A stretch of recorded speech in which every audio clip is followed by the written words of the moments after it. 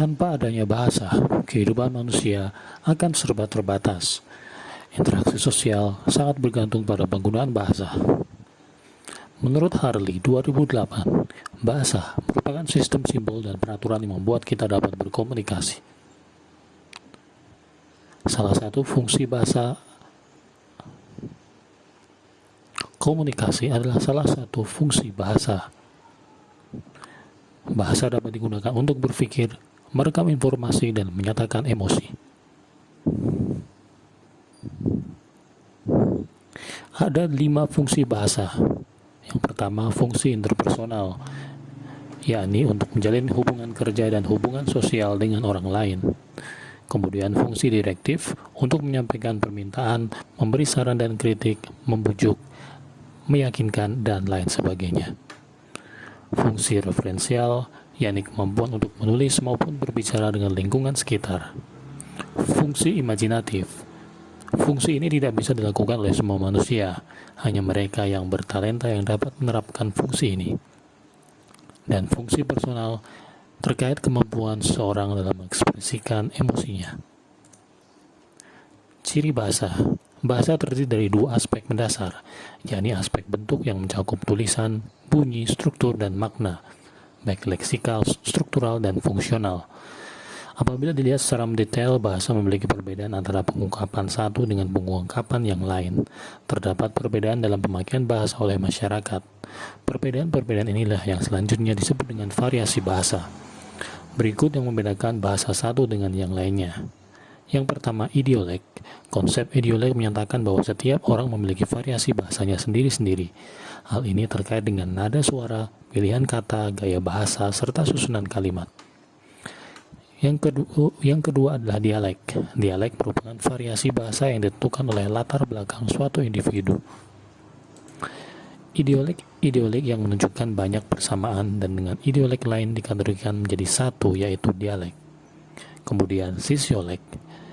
Sosiolek merupakan idiolek yang menunjukkan persamaan dengan idiolek lain karena faktor kedekatan sosial, misalnya individu tersebut berasal dari suatu masyarakat yang sama. Yang terakhir, fungsiolek merupakan variasi bahasa yang sistemnya tergantung situasi dan keadaan. Proses pemrolehan bahasa. Chomsky 1960 berpendapat bahwa manusia memiliki perangkat penggunaan bahasa yang salah satunya pengetahuan bawaan tentang struktur gramatikal. Seorang anak kecil hanya perlu mendapat paparan dari lingkungan bahasa yang diberikan oleh orang tua maupun orang lain untuk bisa berbahasa.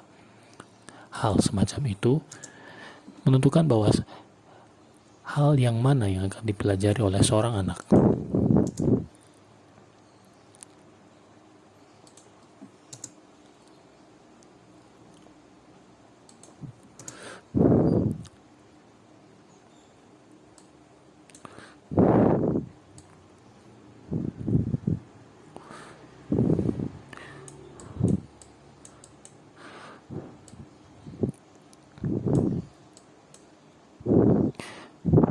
Salah satu alasan mengapa Chomsky menggunakan kata perangkat penguasaan bahasa, karena ia terkesan melihat kecepatan anak kecil dalam menguasai suatu bahasa.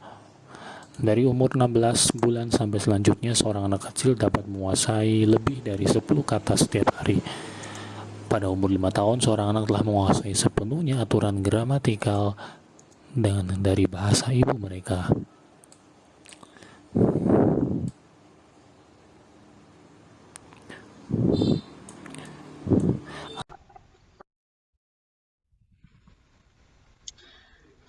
Ya, teman-teman, kita akan membahas tentang neuropsikologi bahasa. Neuropsikologi bahasa ini akan mengkaji bagaimana otak mempengaruhi kondisi dan perkembangan bahasa. Memang ada hubungan antara otak dan bahasa. Karena apa? Karena perkembangan dan kondisi bahasa sangat dipengaruhi oleh syaraf yang ada di otak kita. Nah, dalam otak kita itu ada 2 bagian otak yang sangat mempengaruhi kondisi perkembangan dan fungsi bahasa pada manusia, yaitu Broca's area atau area Broca dan Wernicke's area atau area Wernicke.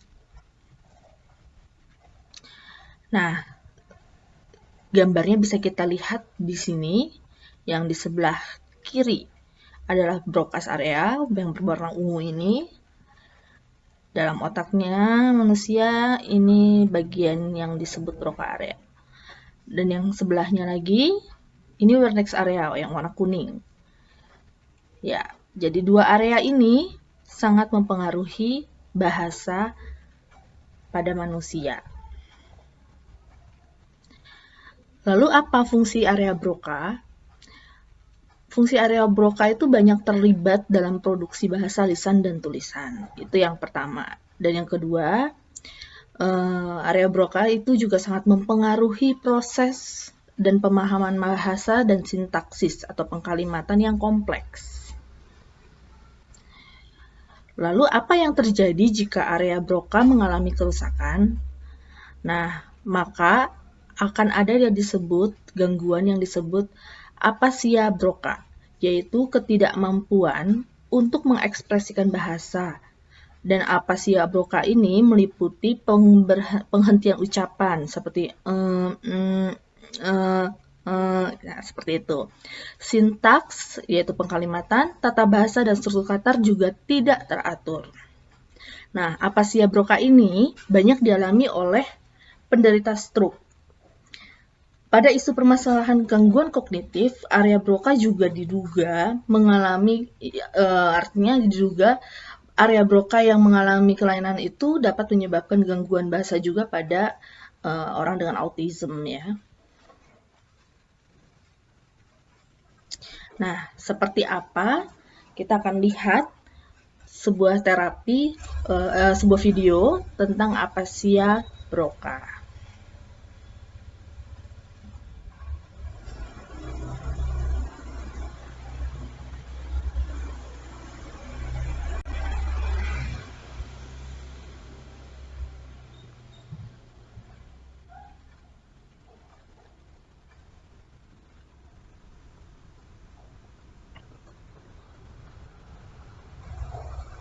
Can you tell us your name? Mike Caputo. And Mike, when was your stroke? I was 7 years ago, Okay. and what did you used to do? worked Autodesk, seven sales, and worldwide, and very good. Yeah, Okay. And who are you looking at over there when you turn your that's head? my wife. Okay. And why is she helping you to talk? She's a speech. So you have trouble with your speech. Yeah. And what's that called? Aphasia. All right. And so why don't you work now? I do. And what do you do now? Voices of Hope aphasia. And what is Voices of Hope? Peterburg, and Dr. Hinckley, and myself,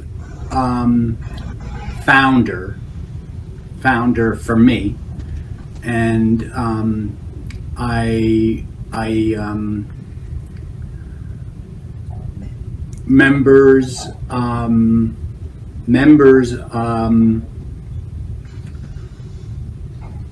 the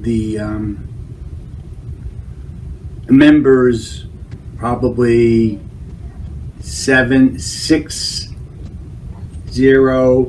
people. So 60 people are part of Voices of Hope, Yes. which is an aphasia support group Yes. that you founded. Yes.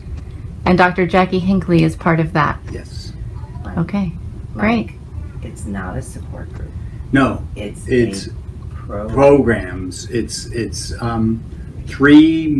3 days.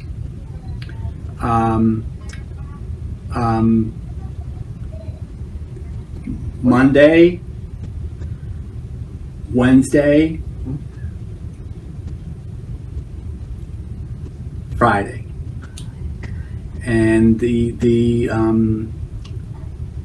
and they laugh and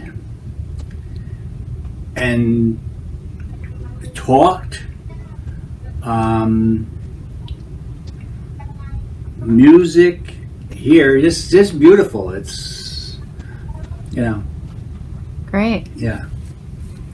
Can you tell me, what does it feel like to have aphasia?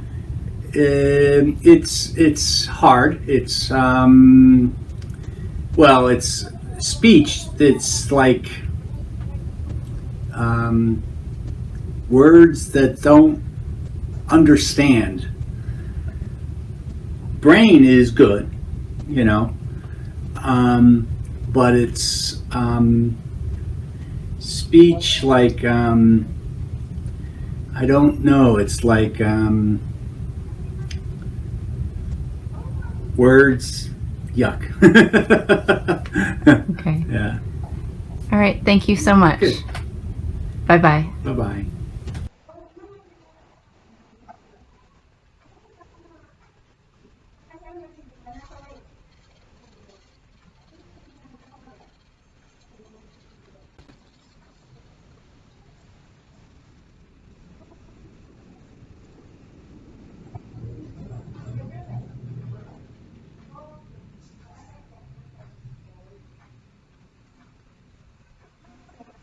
Ya, kita kembali lagi di bagian fungsi area Wernicke setelah kita menonton video area Broca tadi, gangguan apasia Broca.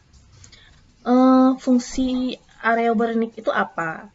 Nah, sebetulnya area Wernicke ini didefinisikan sebagai bagian dari dalam struktur otak yang terlibat dalam kekomprehensifan pemahaman bahasa. Jadi struktur otak yang sangat berperan penting untuk membuat kita bisa tidak mempunyai pemahaman bahasa yang komprehensif.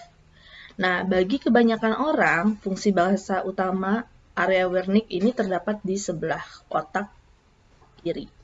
Seperti ini ya, gambar sebenarnya sebelah. Ini area Broca yang berwarna orange, dia ada di belahan otak kiri.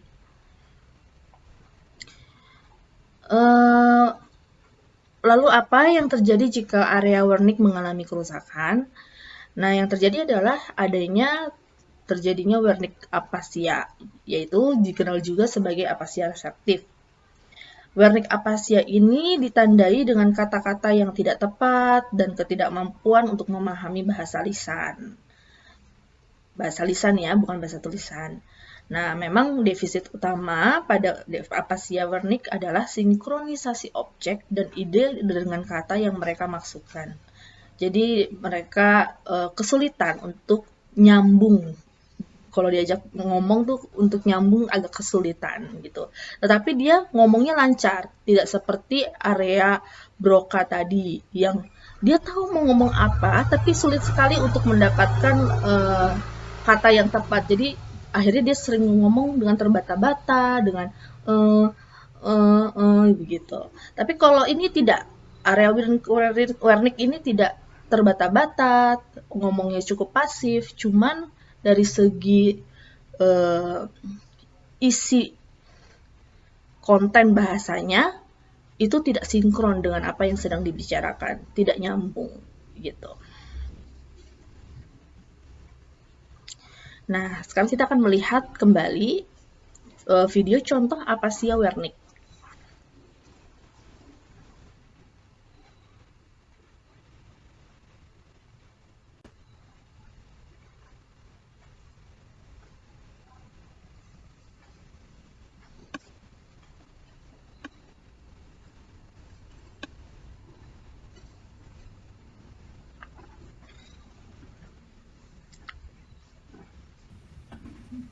Hi, Byron. How are you? I'm happy. Are you pretty? You look good.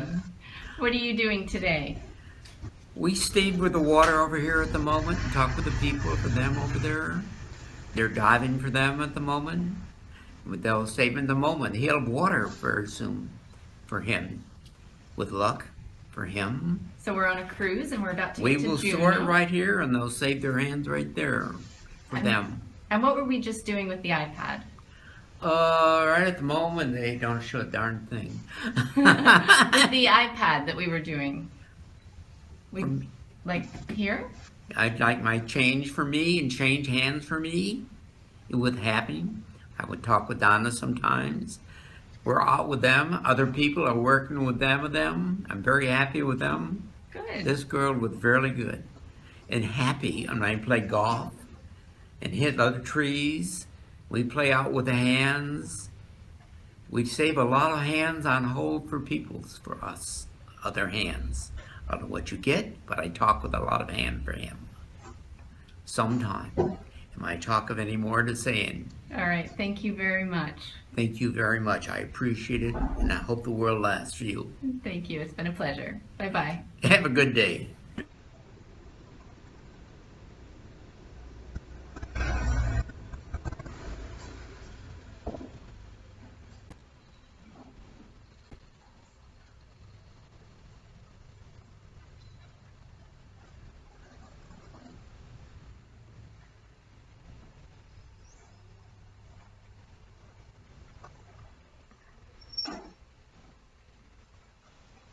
Nah, itu dia tadi video tentang orang yang mengalami afasia Wernicke.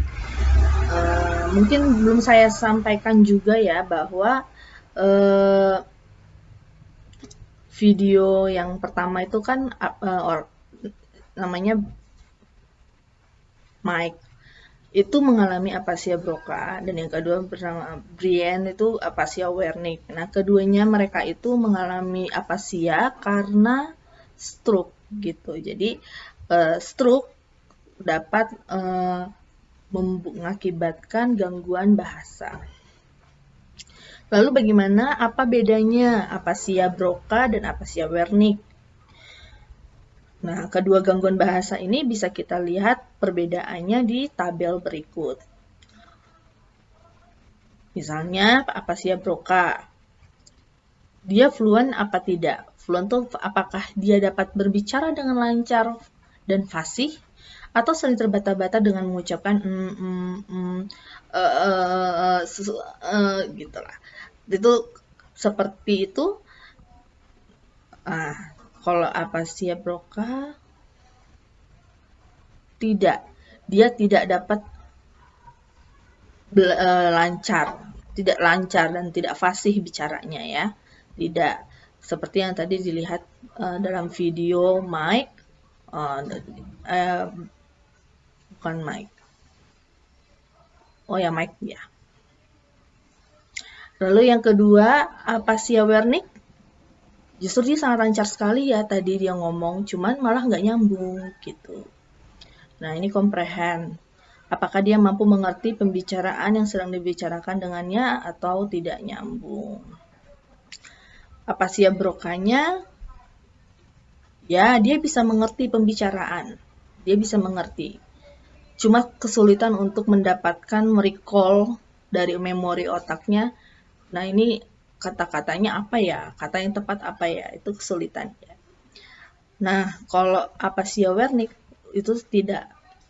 Dia agak kesulitan untuk mensinkronkan bahasa dengan objek yang ada, objek komunikasi yang ada gitu. Nah, sampai di sini teman-teman presentasi dari saya. Terima kasih. Bismillahirrahmanirrahim. Baik, saya menyampaikan perkembangan bahasa psikologi kognitif dalam pandangan Islam. Baik, kemampuan berpikir dan berbahasa merupakan ciri utama yang membedakan manusia dengan makhluk Allah yang lainnya. Karena memiliki keduanya, maka sering disebut manusia sebagai makhluk yang mulia dan makhluk sosial. Dengan pikirannya, manusia menjelajah ke setiap fenomena yang nampak bahkan yang tidak nampak. Dengan bahasanya, manusia berkomunikasi untuk bersosialisasi dan menyampaikan hasil pemikirannya. Salah satu objek pemikiran manusia adalah bagaimana manusia dapat berbahasa. Pendapat para ahli tentang belajar bahasa sangat bermacam-macam. Di antara pendapat mereka ada yang bertentangan, namun ada juga yang saling mendukung dan melengkapi. Pemikiran para ahli tentang teori bahasa begitu variatif dan menarik. Banyak teori tentang belajar bahasa, diantaranya adalah teori behaviorisme, nativisme, kognitivisme, fungsional, konstruktivisme, humanistik, dan sibernetik. Teori-teori ini ternyata berpengaruh sangat kuat dalam dunia ilmu bahasa. Sebelum kita berbicara lebih jauh tentang teori belajar bahasa, kita pahami dulu pengertian teori. Menurut McLaughlin, fungsi teori adalah untuk membantu kita mengerti dan mengorganisasi data tentang pengalaman dan memberikan makna yang merujuk dan sesuai. Ellis menyatakan bahwa setiap guru pasti sudah memiliki teori tentang pembelajaran bahasa, tetapi sebagian besar guru tersebut tidak pernah mengungkapkan seperti apa teori itu. Teori mempunyai fungsi yaitu mendeskripsikan, menerangkan, menjelaskan tentang fakta. Contohnya adalah fakta bahwa mengapa air laut itu asin. Yang kedua, meramalkan kejadian-kejadian yang akan terjadi berdasarkan teori yang sudah ada. Ketiga, mengendalikan yaitu mencegah sesuatu supaya tidak terjadi dan mengusahakan supaya terjadi.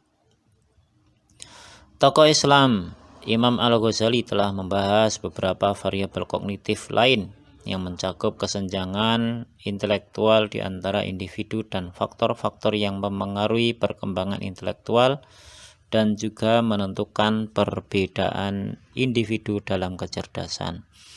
Ini dalam Sehu tahun 2015. Ajaran Islam juga fleksibel dan dapat diterapkan di lingkungan yang terus berubah. Menurut Al-Qardawi tahun 1985, ajaran Islam bisa sangat berpengaruh dalam membentuk lingkungan kerja yang menyenangkan, karena pusat perhatian dalam Islam dan perkembangan sumber daya manusia adalah manusia itu sendiri, karena Al-Quran diturunkan sebagai pedoman bagi umat manusia. Menurut Razimi, Nur dan Daud 2014, dengan demikian mengkaji Islam untuk menciptakan lingkungan yang baik di era revolusi industri menjadi sangat dibutuhkan. Itu yang dapat saya sampaikan. Terima kasih.